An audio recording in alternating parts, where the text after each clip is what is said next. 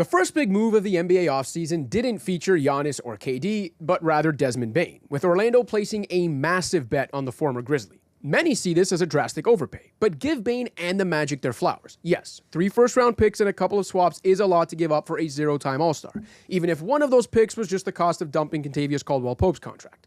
And the Magic will have to eventually find ways to duck the second apron. But scared money don't make money. All of this chatter oversells the value of those picks, undersells the caliber of player Bane has become, and how well he fits the Magic. Orlando would have been a middling East team without making a move, which means most of those picks would have been mediocre selections unlikely to produce a player as good as Bane. Equally slim were the chances Orlando was going to win any of the upcoming superstar sweepstakes. In the meantime, they've added a borderline all-star just entering his prime, who fills a team need and is under contract through 2029. Bane's averaged 20-plus points over the last 4 years while flirting with 50, 40, 90 shooting splits, and he's improved as a playmaker and self-creator. He brings the shooting and movement desperately needed to unlock Orlando's offense. He's about to make life way easier for Paolo Banchero and Franz Wagner. He'll complement Jalen Suggs well in the backcourt, and he'll fit in on what's already an elite defensive team. The Magic now have a great two-way core of 27 and under talent locked up in a wide-open conference, and Orlando still has 3 first-rounders and 12 second-rounders to use over the next 7 years. It's not like they're stuck here. Not every team would have taken this swing, but I'm not about to kill the Magic for having the guts to. And with that, welcome to the Unfiltered Show from the Score Studios. My name is Joseph Casciaro. Joining us on the show today, Scott Campsall, Keerthika Uthayakumar. We just call her Keeks. Desmond Bane, not the trade. I think if I would have said to you guys a week ago, hey, you're both going to be on the show next week, we're going to be talking about a big trade, 5 picks, a control of 5 picks moving in some regard between outright and swaps. Yeah. Don't think either of you would have been like, oh, that's Desmond Bane. So that's Desmond Bane's music. Yeah, exactly. Desmond Bane's here. Yeah. So let's talk about it. Yeah, I think a couple of things up top just to kind of think about. It's a lot. It seems like a lot of picks. It's a lot of picks. It is a lot of picks. But Orlando, this is their free agency. Like Orlando is just flatly not getting anybody to come and play here. Like you mentioned in the monologue, under contract, under control, team control for years. He is a excellent fit with the roster that they have now. This is a team that I think hasn't cracked the top 20 in offense in like a decade or top something. Top 21. They haven't finished higher than 22nd in offensive efficiency since 2012. Which is just like...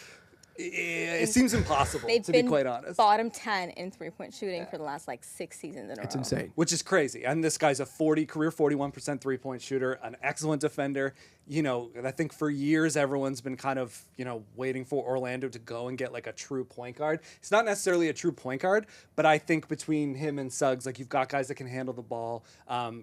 He's never been an all-star, which you mentioned, but I think if he played in the East for his whole career, he probably would have cracked an all-star team by now. So I think considering all those things. Though. They've never been an all-NBA team or anything like that either. That is also true. But I think he's as good as you can get with it. Like if you're saying someone's a zero-time all-star, I feel like Bane is as good as a guy can be without being an actual all-star or having made one of those teams. Yep. I agree. Totally. I mean, he's a two-way player. Yep. He can spot up, shoot. He can create offense. Yep. He's a plus defender too, which is become a better playmaker. Of the guys that aren't your KDs or your Giannis's, I think this is a great get for Orlando. Yeah, and a guy that you're able to get him without giving up any of your core. All due respect to Cole Anthony and Kentavious Caldwell-Pope, but they still have Banchero, they still have Wagner, they still have Suggs, they still have the young guys. You're not giving up anything. Exactly. Right. Still have Tristan Da Silva and Anthony Black. Like I was saying, they're not stuck here. No, no, certainly not. And I think, if you're Orlando, you're looking at your roster, you've got Paolo and you've got Franz, and honestly, arguably, that's kind of the toughest part of roster building. So if you're looking for somebody else you want to put around them and somebody you can get and who will stay in Orlando, I'm not sure that you could have put it, Bane's got to be near or at the top of that list. Yeah. Now, Keeks, tell us why we're wrong, because I know you... Yeah. I do like the trade. I like the fit a lot. I think he has 4 years left on his deal. Yeah. So we have... And Banchero's rookie max obviously hasn't even been signed yet, but once it's signed, he'll be locked up. Franz is locked up. Suggs is locked up. So their core 4 is locked up for at least 4 seasons. All 27 and under. Yep. All 27 and under. The number is a little scary of how much they'll be making, but I think it's next year they'll make $125 million combined, the 4 of them, not including Banchero's. Yeah, it's going to go up to 150 something once he gets 160 something exactly. it's a good deal. It's a great fit. Like we said about 3-point shooting, I think one of the numbers I saw was Bane made 2.4 threes a game this year. Okay, KCP and Cole Anthony made 2.6 combined per game. Yeah. The totals are obviously different. Like Bane was like, nobody made more than 113 threes on the Magic. Which is nuts. Which is nuts. They were like a historically bad 3-point shooting team. They need this. Yeah. Plus, we've been roasting Weltman consistently. They haven't traded for a player. So some people were saying 2019. It's actually 2022. They haven't traded for a player that was going to play for them since Bol 3 years ago. Which is wild. Move, haven't had an in-season trade, even like a deadline move. I think in like 4 or 5 years. It's been, they need this. Yeah. But 4 firsts, I guess 3 firsts and 2 swaps, or I know that Phoenix pick is it's all essentially convoluted. Yes. Yeah. That's a lot of draft. So I put a couple notes because I was like, this is kind of insane. Hit us with the facts. Okay, the Nets got 5 firsts for Bridges. Yeah. And that's including, obviously, like they turned Kevin Durant into 9 first-round picks. Yeah. Over the course of 2 deals, over the course of essentially. the couple deals, like Cam Johnson, a couple seconds. The Jazz, for Gobert, got 5 firsts. Mitchell, they got, I think it was 3 firsts and 2 swaps, plus Markkanen, Agbaji, and Sexton. Yeah. The pick equity in this is similar to these guys, and these guys are all defense player of the years, all NBA. Bane hasn't even made a all-NBA team or an all-star team. I think the Bridges one is comparable because Bridges is not an all-star. No. He's not a star per se, but he's a star in his role. role. Yes. Yep. And I think Bane can be that. Like we had a show, I don't know if you remember this earlier this season, and I don't know what made us talk about who the best number 3 in the league was. Yes. And I said, I think Bane. Desmond Bane might be in that conversation. And a lot of people wouldn't think that, and that's what I'm saying. It's like, he's probably never going to, I shouldn't say never. I think he can make an all-star team in the East. I think he's like I said, he's like a 20-point guy who's going to flirt with 50, 40, 90. Like he's a really, really good player, doesn't give it up on the defensive end. But yes, we're probably never going to look at his numbers or his overall impact and be like, he's worth 5 he shot picks. like 22% in the first round. I know. He was horrible in the three. playoffs. I know. Like he was horrible this But playoffs. at what point is it just like similar to the Bridges thing where maybe they see it as completing their team? And I'm not saying Bane completes their team. I'm not saying they can win a title yet. But like he brings them up a notch. And in a wide open East, like you look at an Indiana, and Indiana's built a little different. But if the East is this wide open and the Magic young guys continue to get better and you plug Bane in, like they can at least talk themselves into it now, I think, where they're like, hey, if things break right, we have a path to the finals maybe. Yeah. Over the next few years. And I think for a team like Orlando, who hasn't, when's the last time they won a series? It's been more than a decade, It's been a right? long time. You mentioned, we talked, like they haven't made a move in a long time. Yeah. Like at some point, you got to take a shot. And I think too, like a lot of people kill small markets, right? Like almost only laugh way. at them when they get in talks for a superstar, whatever the case may be. And then it's like, well, here's a team, like maybe they are self-aware. And look, we're not, we've got all these picks and we could have offered them for a star, but if that guy doesn't want to be here, what are we doing? And we are good enough that we're probably a middle of the pack team the next few years. We're not going to find a player like this. So like in that light, I just see it as like, I almost commend them for taking this shot. It's a good move. They had to make a move. Bane's is probably the closest to a perfect fit as they can get. But I think they're not gonna come out of the next season right off the gates like winning like 10 in a row or anything like that. Like it's gonna take some time for the fit. Even with like Banchero and Wagner, right? I don't know the exact number off the top of my head, but they didn't like play more than 5 games in a row together until January. Yeah. And even that didn't look incredible to start. So now you have, obviously Bane plays better off ball than anybody else that could kind of slide in there. But you still have now 3 guys, plus Suggs, who also hasn't played with Wagner and Banchero together. Get to make all 4 of those guys mesh in a starting lineup. But when Suggs played with those guys, they were good. Right. And but that was such a small sample size. It was like 5 games. It was a very small sample size. See, I think like they paid a hefty price to me, but they paid that price A, because they're Orlando and they're not getting free agents, and B, like because you're getting this guy under control. Like if you want to think 4 about, years. you mentioned Siakam or the Pacers. I think the Siakam deal is something you can look at as somewhat of a comparable. Like they got what, three first-round picks? But he was an expiring contract. He didn't have 4 years. So I think you're paying, and I mean, ultimately, if you look at the picks, I'm not sure I'm 100% confident on this, but the one that will likely be Phoenix's, considering next year, next year, like that's the real prize. Like it'll probably be a lottery pick. Yeah. But the rest of the picks, I think if you're Orlando and you're like, I got all these under 27 guys, like I'm ready to go. We're not going to be bad. These picks are going to be middling. And honestly, worst case scenario, we've got all these young guys. Right. Like they can pivot out of this if it doesn't go well. 100%. And again, I do think like one of those firsts is the cost of dump. Like I was saying, is dumping KCP, right? Because that would become a negative value asset. Okay, before we get to the Memphis side of this deal, quickly wanted to ask you guys. All things being equal, obviously we don't know what other teams are going to do. One East team is still playing in the Pacers because they're 2 wins away from a title. But all things remain equal. The teams stay roughly what they are right now. Where do you project Orlando, this new look Magic team in the East? With Tatum out for the year, obviously. Like top 5.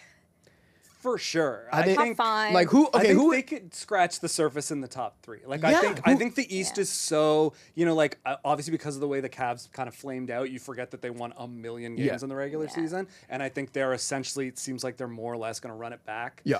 You got to think Boston will probably win less games, but also they'll still be a top. I don't know. Like, The top East 4 is team. dog shit, man. Like the East is so bad. Like let's the Bulls finished 10th. Right? Yeah. Who would you say is definitely better than this new look Magic team in the East? I mean, are we gonna give the Pacers their flowers because they're in the finals? But Indiana and Cleveland for sure. Indiana, Cleveland, maybe New York. But again, I don't know about New York. But here's the thing.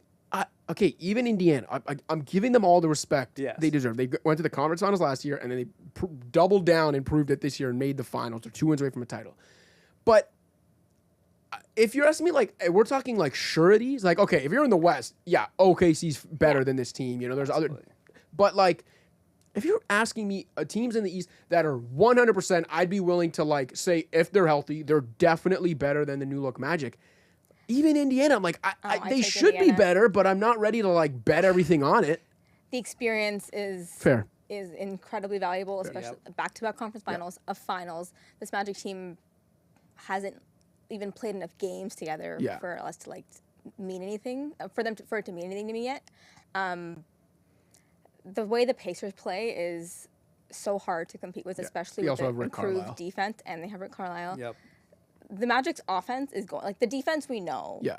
And the prediction is that Bane makes their offense better, but how much better, right? Like it's probably going to be marginal at best. I still don't see them being a top 20 offense. Really? Not even 20? It's like I don't think they're going to be like an elite defense. I don't think they're going to be an elite an elite offense. No. I think they'll be 20th or better. I don't know. But I think you're also banking on having a full season or a roughly full season of their two, Banchero and Wagner, but also that like I think they think Paolo still has another step up in his game, which he very well might. So I think you also are kind of taking that into consideration. And they've made this move so early in the offseason that all this time to mesh. They can look around. Yep. They can add extra pieces around the margins. Like it's like you said. I think it's a conversation to me whether they're better than they are hard capped at the second apron. Yes, because they're a first apron team now, so they can't even go to the second apron. They've triggered the second apron, so they're hard capped at that. The last time I checked, I think it was like $17 million that they can like add to their roster before it's a hard cap, which means if your 4 guys are making $125 million, like the thing about the Pacers is how deep they are, right? Yeah, and that's not going to be a thing with this Orlando team. No, I do. To your point, like I think that's why Memphis traded Bane to begin with, was like we're not, for that very reason, we're not good enough to be locked into a Triple J, because there's a Triple J's up for an extension, I think. A massive one. So like he, and then also have Bane. They looked at their roster and said it's not going to work. Not going to work for us. Okay, that's a great segue to the Grizzlies side of this conversation, because if you're the Grizzlies, and I know there was like reporting on both sides when the trade first went down, I think it was Windhorst. Someone hinted like, hey, this is a rebuilding trade, and that's the way executives around the league are looking at it. Within a day or so, reports came out on the opposite end of like, no, the Grizzlies are not looking to rebuild. They're just basically reallocating funds and assets around Ja and Jaren, with Jaren's extension coming. They can do a lot now. Like they are more financially flexible in the long term. Mm-hmm. They've obviously got a bigger volume of assets with all the picks coming in. Who knows? One of those picks might even turn into a player as good as Desmond Bane. Pick in this draft, like that's it's not going to be Desmond Bane though. No, but That's trauma. That's for Raptors fans. Yeah, I know. Yeah. Let's just not. What do we see if you're running the Grizzlies, Keeks? Are you looking at this like, okay, we're a fresh start around Ja and Jaren, or are you looking to further tear it down? It's a retool to me, I think, not a full teardown. You have like young blood. I think the Grizzlies have their own pick this year, too. I think. Yeah, and one of the youngest rosters in the league. One of the youngest rosters in the league. The 16th pick in this draft. It's kind of just like a retool to gather assets and then kind of go from there. I don't think they're going to be super competitive this year, like same kind of spot, top 8 vibes in the West, but. Man, Memphis is in such a weird spot because, like you mentioned on that show where we were talking about who the best third team, we were sitting there talking about the Rockets and the Grizzlies being like, well, these are two similar teams. They're at the top of the West, and then like shit just went south for them. I think you're right, and I do think like in the new, this basically hard cap era, this new CBA. I think you're going to see a lot of trades like this where teams sit and they look at their third guy. Like I think Toronto's doing that now with RJ Barrett's salary, trying to figure out what they can do with that. The Big 3 era is kind of over. Yeah, it's just like it's unsustainable for you to build a roster unless your roster's excellent. So I do think like this, like I would be shocked if this wasn't the only trade of this kind, not necessarily from them, but other teams looking and being like, we can't pay our third guy $36 million a year. But if you're Memphis, I mean, like a teardown now, I think would be heartbreaking for them because it feels like they just got new to coach. this. Yeah, like new coach. Like I think Ja is probably on the, I think the public perception of him is probably that he's on a little bit of a downswing, but he's still an incredible player and such a marketable guy. And I think Memphis is not necessarily. I don't know about his market anymore, I will say. Yeah. I don't know about his market I think anymore. what you're touching on, even with like his public perception stuff, I think it's also league perception and the way he's valued around the league. And to me, like this deal also speaks to that. Like the Grizzlies would never come out and say it. They're going to say they're building around Ja and Jaren and they believe in the core and this will help them do that.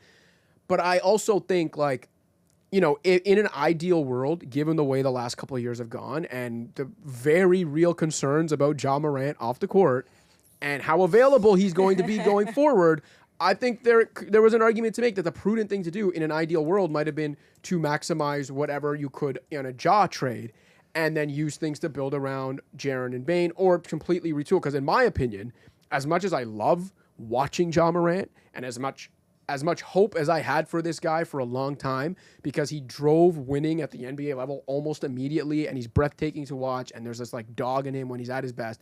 What we've seen from the last couple of years, again, very real concerns. Now plus with his like durability as well. Yeah, now we're not even just talking about the like the personal stuff. I'm now of the opinion, and I realize how quickly I've done a 180 in this, but I'm now of the opinion where if you're building around Ja Morant, you're in trouble. You're going nowhere. And there'll be moments in the season maybe where you're like, oh, he's back. Or like, oh, we've got something here. But I just think in the big picture, you can't build around this guy anymore. And so it's so hard to find a guy to build around. Like if you trade away Ja, then you're immediately saying, okay, now we're in a multi-year rebuild because you're not going to get an equivalent player. Certainly not. Not right now. everybody can be the Mavs. Like Yeah. Well, I think number one, I just think personally, I think that now we're super down on him, and I do think like when I mentioned the marketability, I don't mean right now. I just mean like he's in a downswing. 100%. Like, that's undeniable. That he's in a downswing. But I'm not ready to give up on him yet. And I also think like we just talked about how Orlando made this trade because they can't get free agents. Fair. Well, Memphis, like it took them so long to get to this point with a competitive team. I don't think that you tear it down right away. But I also think that like they know what they have in him as a guy and as a person they want to build around. And I think that'll be very telling what they decide to do. And to both your points on the coaching front too, the whole reason they made that change is because they're trying to maximize Ja Morant. It's almost Salo, runs an offense that is more pick and roll friendly. So I'm with you that they are definitely not planning to deal Ja. I'm just saying if I was running the Grizzlies, you would. Yeah. But I guess I wouldn't now because you're not going to get anything near exactly. Yeah. Whereas with Bane, you could argue they got more than his value in picks, if we're being honest, right? So, and I'm not sure if you're tearing it down that Bane's the first one you go with. No. Yeah, it's fair. That's a fair point. I think we're in an era again, especially with the new CBA, that you're not trading your superstars until you have to. Yeah. Again, except for Dallas. Yeah. You're not trading your superstars because you're not going to get another one as easily. Fair. Yeah. It's more effective, in my opinion, to trade around the margins. Yeah. And it's arguably more important than ever to have like a guy that you could build around for that same reason. Yeah. Like, because you can't have all like 3 big salary guys. So it's like even Indiana, that I know the talk is like, wow, what a deep you know, but it's like that doesn't work if Tyrese Halliburton's not on that team. Exactly. You know, so or 100%. Pascal, who I think is honestly still super underrated. Yeah, you need a guy MVP. at least, and you need a bunch of like really good two-way players around them and depth. Which you can't do if you've committed 200 or 150 million to 3 guys. Yeah, exactly. Okay. Which is that's gonna be an Orlando problem too. Yeah. Yes. Yeah. They're, like I said, they're going to have to figure out the second apron stuff because, like you mentioned, they're capped at hard capped at the second apron this coming season. Yeah. But in 2026-27, they actually project to be a second apron team, not just hard capped there. So right. Paolo's extension. Paolo's extension, which we probably going to make like 50-something million. Yeah. So they'll have things to figure out.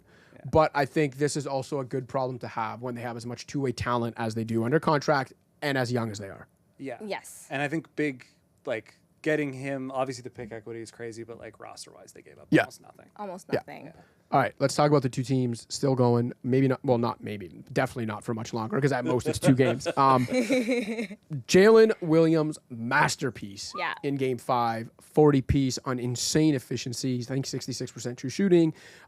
Quietly in the shadows of that, the league MVP had a pretty damn good two-way game himself. 30-point double with 4 blocks and 2 steals. Insane stuff. And the Pacers, credit them for being as admirably relentless as they are. Siakam had a good game. TJ McConnell doing his thing.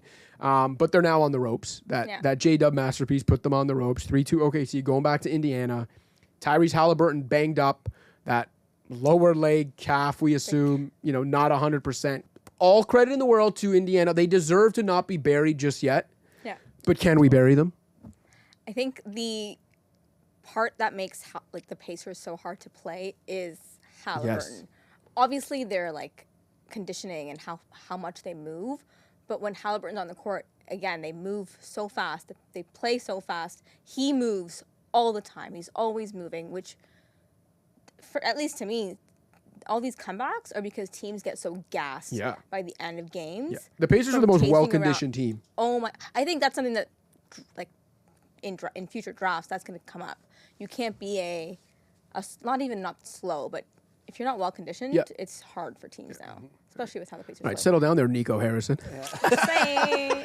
No, I'm kidding. I agree with you. It's agree with true. you. Yeah. Well, I kind of think both teams are a test of that too. Like, the OKC's not necessarily running around the same way. They do like to get out in transition, but they play you so tough defensively that it's like they wear you down. Yeah. So it's been very interesting to watch these two teams like wear each other down essentially Defensively, over the course. not even Which is why it feels like the Pacers, even last night, never out of the game. Kind of the tune in the third, fourth. I think in the fourth it was a 2-point game. Which I thought, honestly, I didn't think I was going to say this, but they should have gone back to McConnell way sooner in the fourth. Like, I get you don't pull your star out of the game, but like, this is an NBA. You play to win the game. Yeah. You know? But it's the same concept though, right? Of like, the threat of Halliburton is more valuable than him not being there. If you pull him and say he's done for the game, now all of a sudden that threat is gone. As our Joe Wolfon was tweeting last night around that time, about that threat of Halliburton, they were still face guarding him. Yeah. Like at basically half court. Yeah. So, but without, I don't want to say without that because he'll still be out there. But if he is not close to 100%, if he can't push the pace the way you're talking, and wear the Thunder down the way you're talking about. If he's not hitting those hit-ahead passes, because do the Thunder have a chance? Do the Pacers have a chance at home? At home, yeah, 100%. I mean, I think this is still a series. I think it still could probably go 7. If it goes 7, I'm taking OKC. So I guess I'm taking OKC overall. But the way the Pacers play and the depth, obviously Halliburton, I think it was 0 for 6 last night, 4 points. But Nembhard had a bad game. Mathurin had a bad game. Yeah. Toppin was decent, but it wasn't the same level of impact as he's had, at least to me. Yeah, Pascal was great, but Pascal was great. Exactly. Yeah.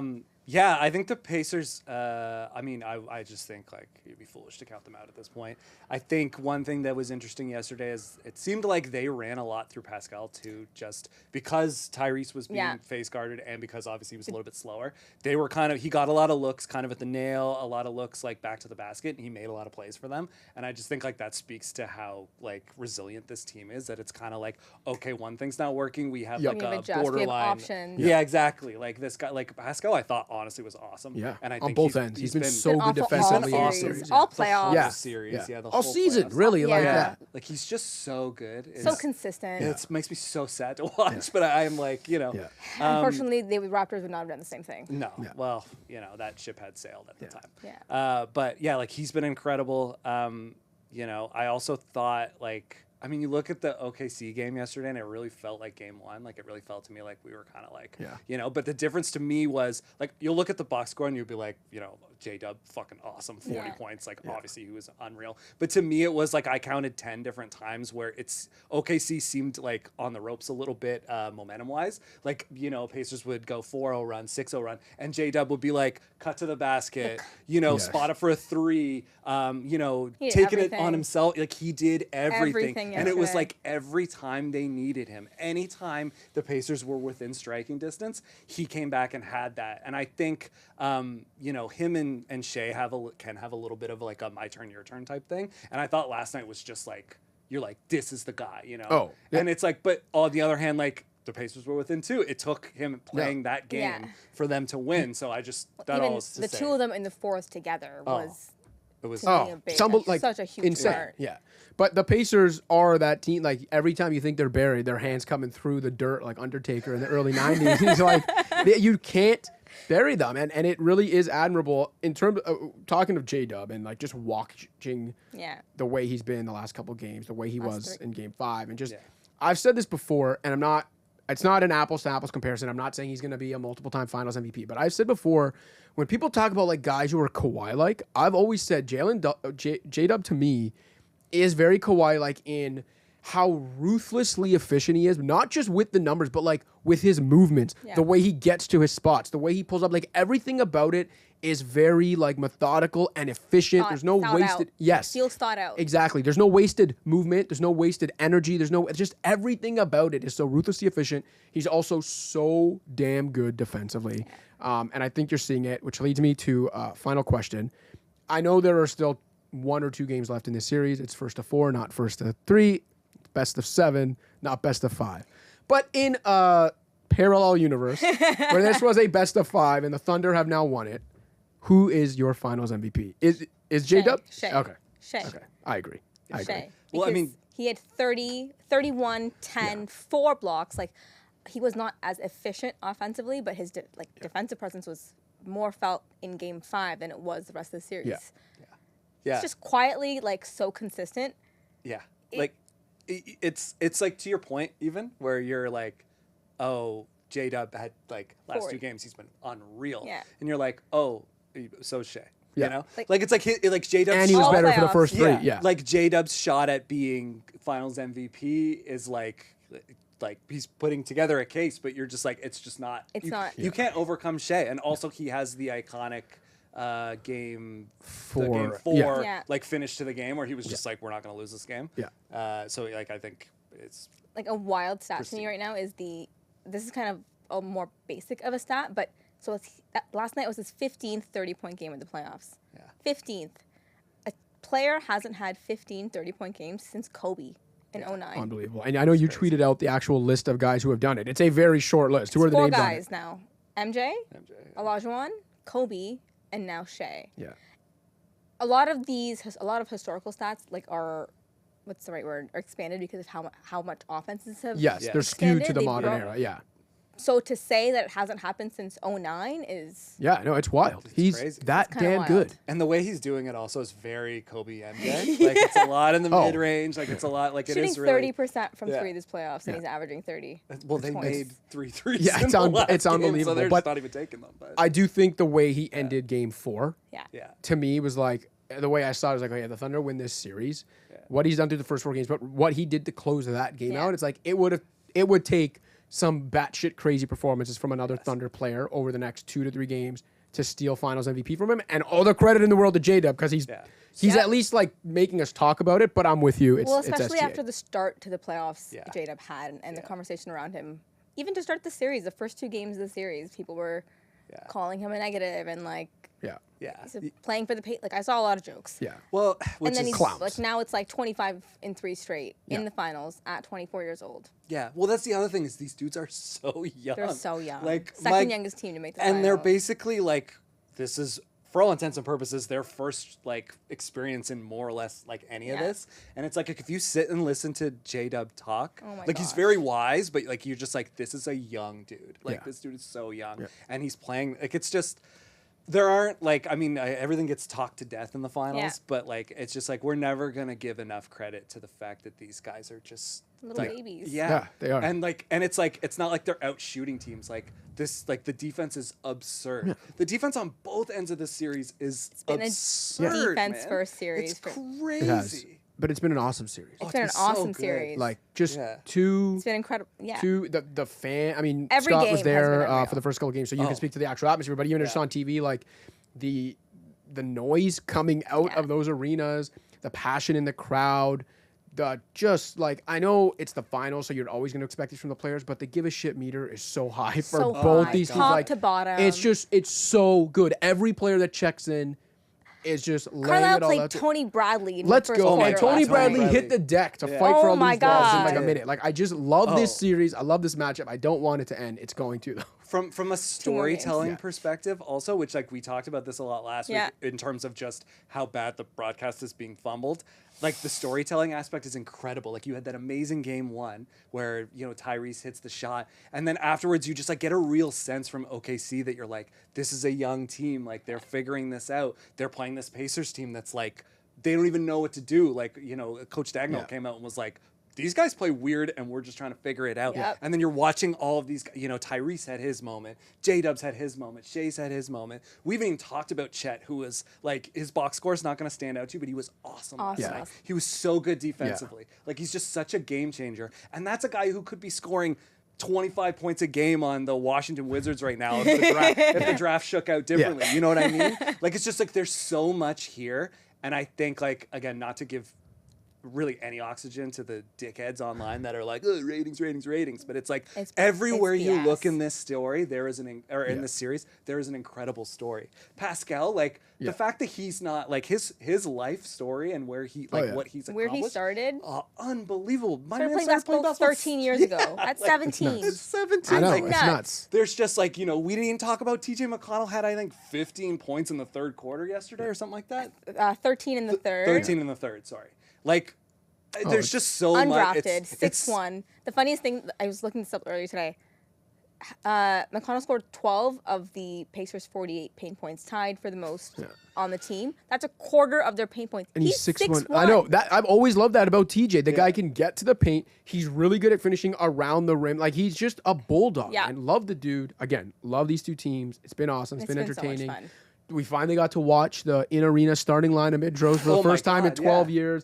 How the hell it took 12 years for them to go back to this? Who decided in 2013, nah, we're good. We don't need this. To me, the final should be all about pomp and circumstance. Yes. You should make it seem as big and as, I don't know, like show it off more. And then sell it to us. Sell it to us. I don't need the animated AI highlights. Just show me the actual. We've bullied them enough that I think we're slowly getting these things back. And if I start talking about it again, I'm gonna go down a rabbit hole and get so mad again.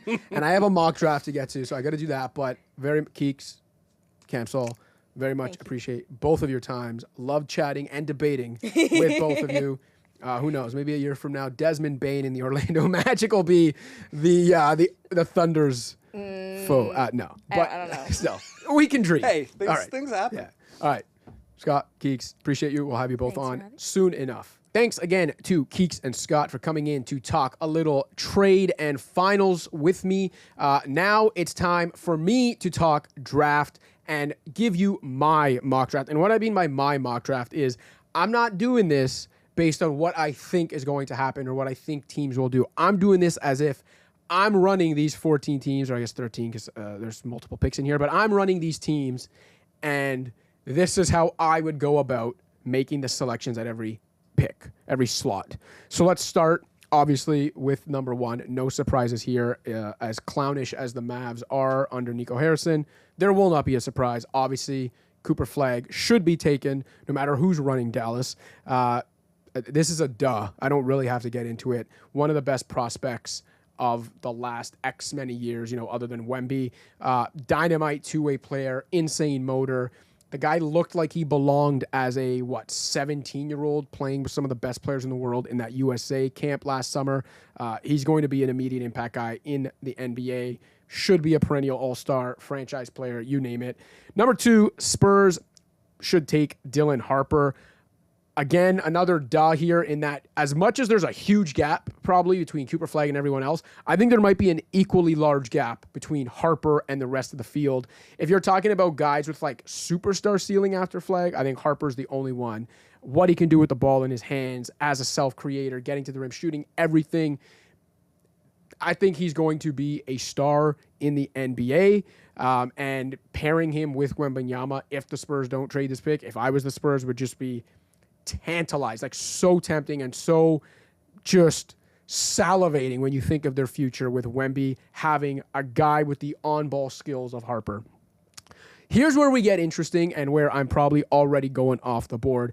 If I'm running the Sixers at number 3, I'm going with Con Kneppel from Duke, guard. So, okay, there are a lot of projects in this range, whether you're talking about Ace Bailey, VJ Edgecombe, Trey Johnson, yada, yada, yada.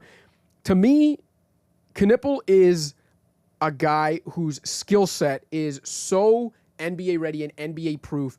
Compared to these other projects, I think he's just so much more of a sure bet, but without really giving up much of the ceiling. I think he can be a really good player in the NBA. Give me the guy whose skill set and smarts gives him a legit path to NBA impact and pretty much immediately. And again, if I'm running the Sixers, as much as you want to take best player available, who I think Kneppel can be in this range anyway, you have Joel Embiid, you have Tyrese Maxey, you have Paul George. You're trying to win now if Joel Embiid's healthy. And I think Kneppel, with what he can do on and off the ball, really helps you immediately, especially on the offensive end. So give me that guy at 3.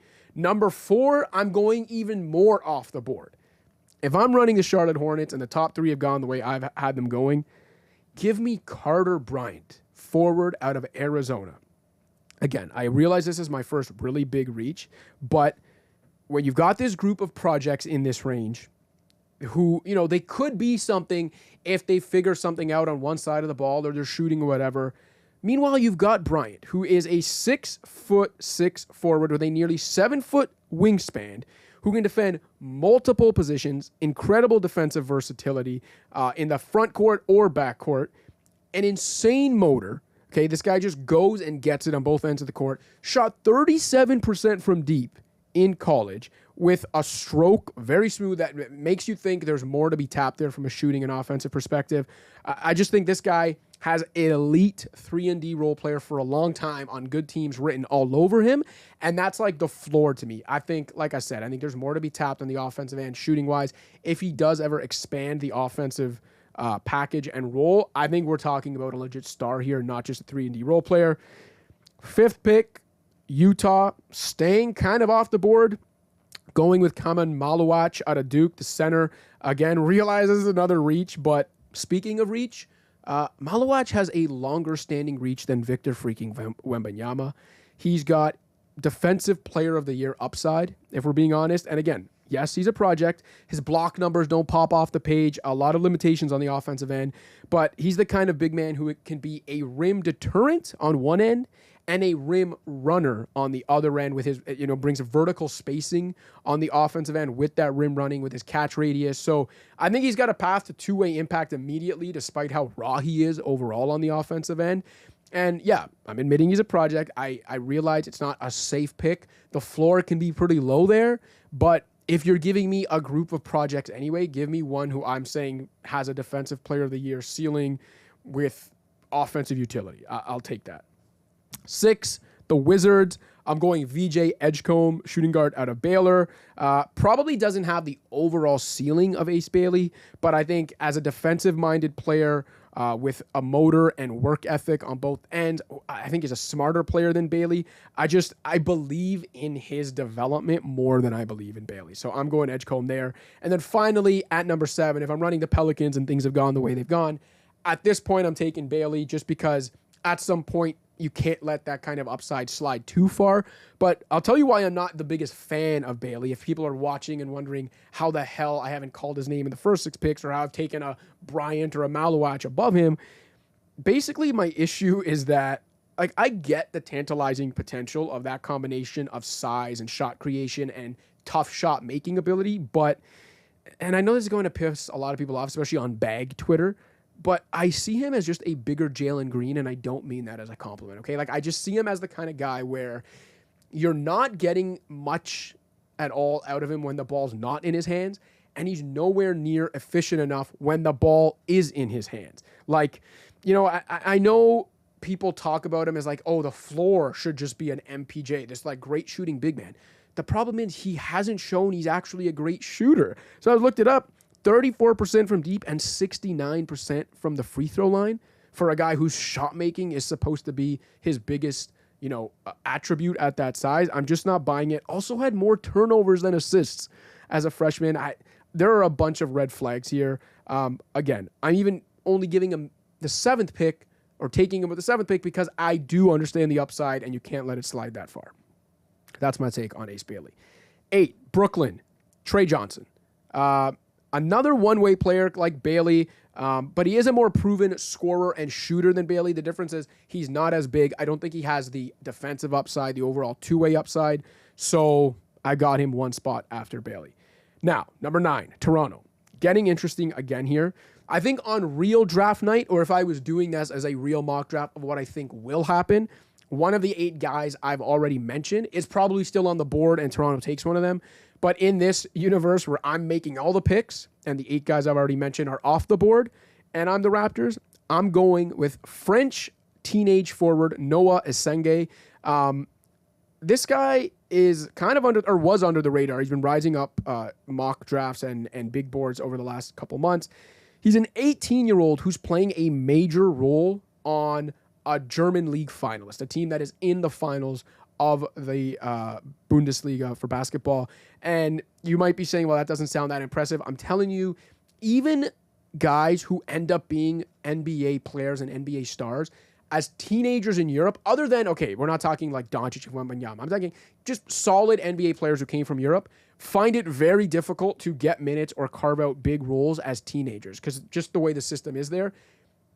Esenge, like I said, is having a very large role on both ends of the court for a team that is in the finals of the German league. So a lot there to like. He's an explosive athlete, raw offensive game, but a lot of defensive versatility, commitment to running the floor, hitting the glass, doing the other little things. And in those ways, reminds me kind of what Pascal Siakam was when he got to the NBA, where it was like nowhere near the offensive package he has now, but you could count on him to bust his ass on the defensive end, to defend multiple positions, to run the floor and get easy buckets like that, to crash the glass. That's kind of what I see in Esenge. I mean, whether his offensive game ever catches up to all that is the gamble, and he's not as safe as some of the other guys still on the board, but let's swing for the fences here. All right, number 10, Houston, Kasparis Yakushionis, point guard out of Illinois. Steady, smart, two-way guard, also really big for a guard. I like the length, comfortable running pick and rolls, a pick and roll savant. That's really good in the modern NBA, and he can flat out shoot. So he shot 56% inside the arc and 85% from the free throw line as a freshman, and he was shooting nearly 42% from deep at mid-season before he hurt his forearm. After that, he really tailed off as a shooter. I think he was like 20-something% from deep over the last 18 games, but I think that was more injury and absence related than anything else. I think if that shooting stabilizes, this is a guy who has the total package you want from a guard in the modern NBA. Pick and roll savvy, can play on or off the ball, can play point guard or shooting guard. Think he can be steady defensively. So I think this is a very safe pick in that Kasparis Yakushionis should be a valuable reserve for a long time, if nothing else. Like, that's his floor, but I really think if the shooting stabilizes, he gets an opportunity. I think there might be all-star upside here, so not letting him get outside the top 10. 11, Portland, Jeremiah Fears out of Oklahoma. So Fears plays fearless, pardon the pun, plays bigger than his size in terms of his relentlessness, his ability to get into the paint, his willingness to take hits and put pressure on the defense and pressure on the rim. So I'm rooting for him, but the size is an issue. There are turnover issues there. There are defensive concerns. And so it makes it hard for me to take him over some of these other guys we've already mentioned. But again, rooting for Fears. 12, Chicago, Colin Murray Boyles. There is nothing sexy about Murray Boyles' his game. I get that. He might be an undersized tweener forward in the sense that he maybe doesn't have the agility or mobility to be a small forward, doesn't have the size to play power forward. But his two-way smarts, his playmaking vision, his overall kind of offensive craftiness gives me Draymond or like late career Paul Millsap vibes. And again, I'm not saying he's going to be that, but what I am saying is that you shouldn't be so quick to dismiss him based on some of his flaws. I think there is a really good NBA player hiding in there somewhere. So Colin Murray Boyles to me is a lottery pick, and I'd have him 12 to Chicago. 13, Atlanta. This is where I'm taking Derek Queen, center out of Maryland. So Queen is one of the most skilled, but also one of the most polarizing players in this class because 6'9", nearly 250 pounds, and has incredible touch for a guy that size, okay? Can put the ball on the floor, super efficient inside, great playmaker, but he's also a non-shooter who doesn't protect the rim.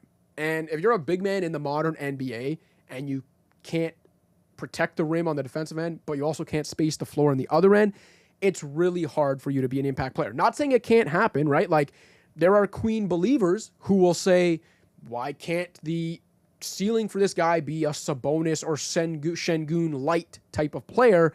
But again, we're talking like the absolute best case scenario for a guy with this package and with the limitations he has. There's a worst case scenario where he can't even get on the floor because coaches aren't going to want to give a defensive liability who turns the ball over and doesn't space the floor minutes, right? So that's why I've got Queen as low as I do. But again, I get the talent that is in that frame and why he should still be a lottery pick. And then finally, to conclude my lottery mock draft, I've got Igor Demin from BYU going 14th to San Antonio. So I'm not as high on Demin as some others since he doesn't really have the self-creation ability to put pressure on the defense or the physical tools to be a good defender when you talk about like mobility, lateral movement, all that. But I also get the appeal of a 6'8" playmaker with great vision at that size. Just tremendous vision. So again, if I'm running the Spurs, if I'm in the Spurs organization and I see this guy, that frame, that playmaking, I could probably squint really hard and see Boris Diaw and convince myself this guy's a lottery pick, and that's probably what I do at 14. So there you have it. There is my lottery mock draft in the sense that that's how I think the top 14 picks should go, or at least how I would have them going if I ran all these teams. Let's hear from you and where you think you would be picking some of these guys, where you think I went wrong, how insane you think I was to take some of the swings and reaches I did, and how insane I was to maybe have a guy like Bailey falling down the pecking order there. Other than that, I think we're good for this week. You got a mock draft. You got some finals talk. You've got a bunch of Bane trade talk from both sides on Orlando and Memphis. So thanks again to Scott and Keeks for joining me in the studio. Thanks to Zach and Adrian, as always, in the control room. My name is Joseph Casciaro. This has been The Unfiltered Show. Don't forget to like and subscribe, and we'll see you next time.